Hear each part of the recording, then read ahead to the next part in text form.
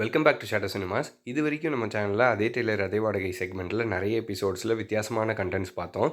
But இன்னைக்கு எபிசோடில் பேச போகிற கண்டென்ட் ரொம்பவே யூனிக், என்னோட ஃபேவரட்னு சொல்லலாம். நிறைய பேருக்கு இந்த மேட்ரு இதானே அப்படின்ற மாதிரி தப்பாக நினச்சிட்டு இருக்க ஒரு விஷயம். நிறைய பேருக்கு தெரியாத ஒரு கண்டென்ட், யாருமே அதிகமாக இதை பற்றி பேசுகிறதே இல்லை.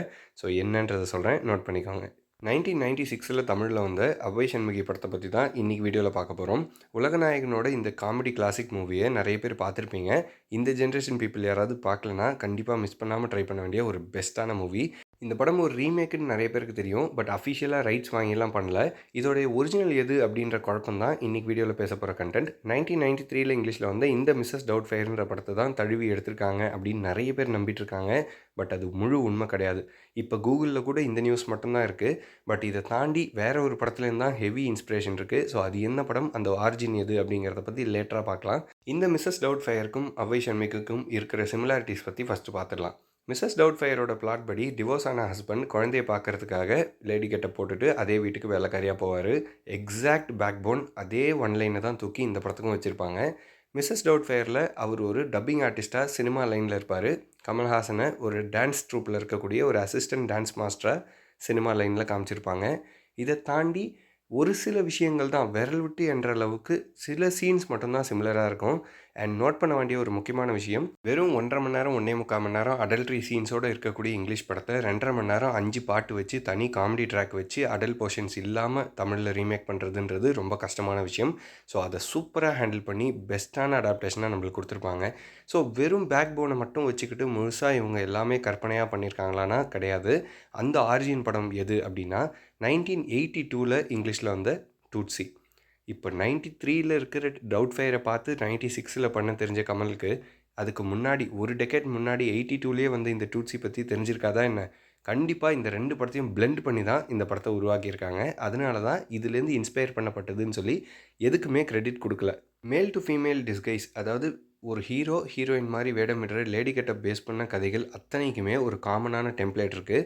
அதில் இருக்கக்கூடிய ரூல்ஸ் அண்ட் ரெக்குயர்மெண்ட்ஸை ஃபில்அப் பண்ணாலே போதும், ஷுவர் ஷாட் ஹிட் அடிக்கக்கூடிய ஒரு பெஸ்ட்டான ஜேனர்னு சொல்லலாம். ஸோ இதுக்கப்புறம் நீங்கள் பார்த்த அத்தனை படங்கள்லையுமே இந்த டூட்ஸி படத்தோடைய சாயல் இருக்கும். அப்போ இதுக்கு முன்னாடி லேடி கெட்டப் பேஸ் பண்ண கான்செப்டே வரலையா அப்படின்னு கேட்டால் அப்படிலாம் கிடையாது. அங்கங்கே வேறு மொழிகளில் வந்திருக்கலாம். பட் ஹாலிவுட்லேயே ஒரு மைல்கல் பார்த்தோன்னே ரெக்கக்னைஸ் ஆகிற இந்த ஜானருக்கு இதுதான் ஒரு எக்ஸாம்பிள் அப்படின்னா கண்டிப்பாக இந்த டூட்ஸி தான். ஸோ இந்த டூட்ஸி படத்தோடைய பிளாட் படி ஹீரோ ஒரு தியேட்டர் ஆர்டிஸ்ட்டாக சினிமாவில் சாதிக்கணும் அப்படிங்கிற கற்பனை உள்ள ஒரு நடிகராக இருப்பார். பட் அவருக்கு சரியான வேலை வாய்ப்புகள் அமையாது. ஸோ ஹீரோவாக முயற்சி பண்ணால் கிடைக்கல, ஹீரோயினாக ட்ரை பண்ணுவோன்னு சொல்லி லேடி கெட்டப்பில் ட்ரை பண்ணி சக்ஸஸும் ஆகிடுவார். ஸோ இதுக்கு பின்னாடி இன்னும் நிறைய பேக்ரவுண்ட் ஸ்டோரிஸ் இருக்கும். சீன் பை சீன் விஷுவலாக பயங்கரமாக பண்ணியிருப்பாங்க. இந்த படம் முடியவே கூடாது, பார்த்துக்கிட்டே இருக்கணும் போல் இருந்துச்சு. படத்தில் நிறைய விஷயங்கள் இருக்குது. அவ்வளோ டீட்டெயிலிங்காக டயலாக்ஸ்லேருந்து சீக்வன்ஸ் வரைக்கும் எல்லாமே பக்காவாக பண்ணியிருந்தாங்க.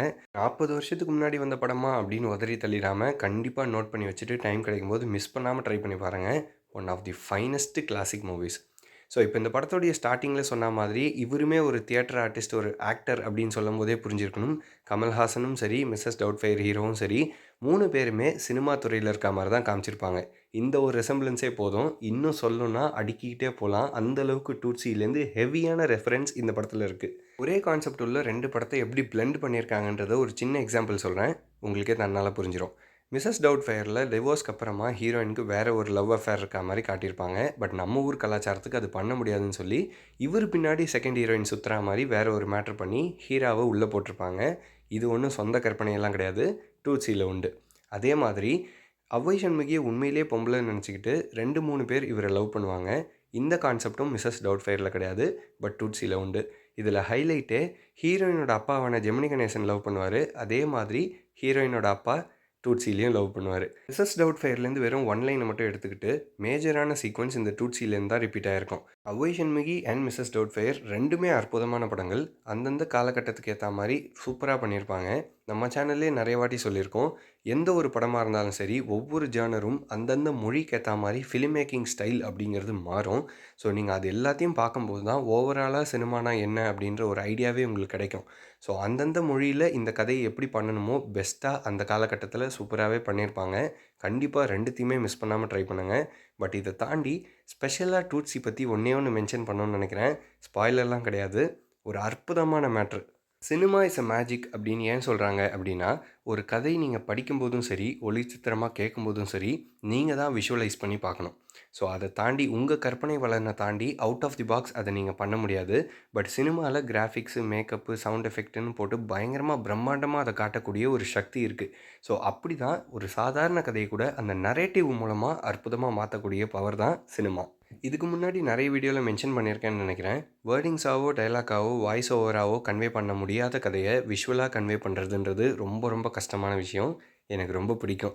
இந்த டூட்ஸி படத்தில் ஃபர்ஸ்ட் ஹாஃபில் ஹீரோ ரொம்ப வறுமையில் இருக்காருன்றதை காட்டுறதுக்காக ஒரு டீட்டெயிலிங் பண்ணியிருப்பாங்க. செகண்ட் ஹாஃபில் அவர் லேடி கெட்ட போட்டு நல்லா ஷைன் ஆகிட்டாரு அப்படின்றத காட்டுறதுக்கு ஒரு விஷயம் பண்ணியிருப்பாங்க. எனக்கு ரொம்ப பிடிச்சிருந்துச்சு. இந்த படத்தில் சின்ன சின்ன விஷயங்களில் கூட அவ்வளோ அர்த்தங்கள் இருந்துச்சு. அந்த ஒரே ஒரு எக்ஸாம்பிள் மட்டும் இப்போ உங்களுக்கு சொல்கிறேன். விக் யூஸ் பண்ணுற எல்லாருமே விக் கேப்புன்னு ஒரு விஷயம் போடுவாங்க. இந்த படத்தில் ஹீரோ அதை ஸ்டார்டிங்கில் போட மாட்டார். இவர் தியேட்டர் ஆர்டிஸ்ட் அப்படிங்கிறதுனால பேசிக்கான ஒரு காஸ்டியூமும் விக்கு மேக்கப் எல்லாம் இருக்கும். பட் இந்த விக் கேப்புக்கு பதிலாக தன்னுடைய சொந்த முடியை விக்கு கீழே மடக்கிறதுக்காக டிக்டாக் கிளிப்பு யூஸ் பண்ணுற மாதிரி காமிச்சிருப்பாங்க. ஒருவேளை 1982ல் விக் கேப் கண்டுபிடிக்கப்படலையோ அப்படின்னு நினச்சேன். பட் இதே படத்தில் செகண்ட் ஹாஃபில் ஒரு இடத்துல விக்கை கட்டும்போது விக் கேப் போட்டிருப்பாரு. விக்கை விட கொஞ்சம் விலை ஜாஸ்தின்னு நினைக்கிறேன்.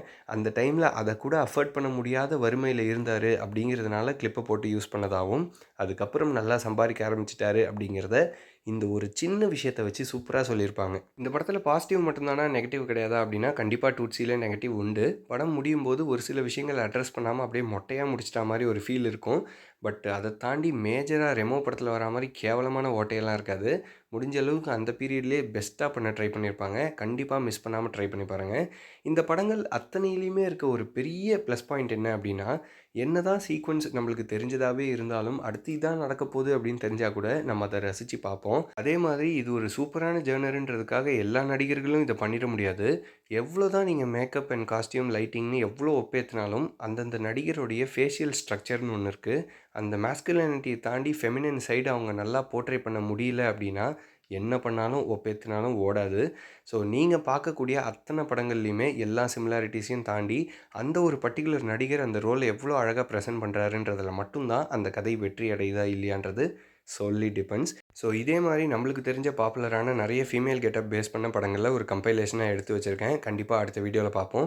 அண்ட் அதே மாதிரி டூட்ஸி மாதிரி மட்டுமே இருக்கக்கூடிய படங்களையும் தனியாக எடுத்து வச்சுருக்கேன். அதையும் சீக்கிரமே உங்களுக்கு ப்ரெசென்ட் பண்ணுறேன். அண்ட் இன்னைக்கு வீடியோவில் பார்த்த இந்த 3 படங்களையுமே கண்டிப்பாக மிஸ் பண்ணாமல் ட்ரை பண்ணுங்கள்.